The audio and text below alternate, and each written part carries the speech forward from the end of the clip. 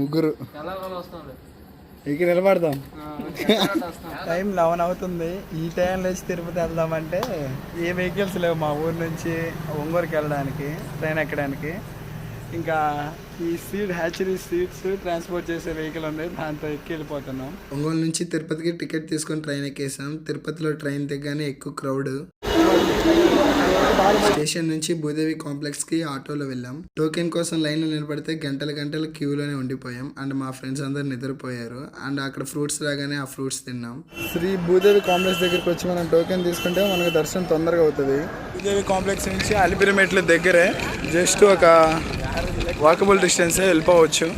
అందరం టిఫిన్ తినేసి ఇంకా ఫ్రెష్ అయ్యి స్టెప్స్ ఎక్కడం స్టార్ట్ చేసాం. స్టెప్స్ ఎక్కేటప్పుడు ఇవి తినడం చాలా కామన్. 2.5 hours లో పైకి రీచ్ అయిపోయాం. తిరుమల వచ్చి అన్న ప్రసాదం తినకపోతే మనసు ఒప్పదు.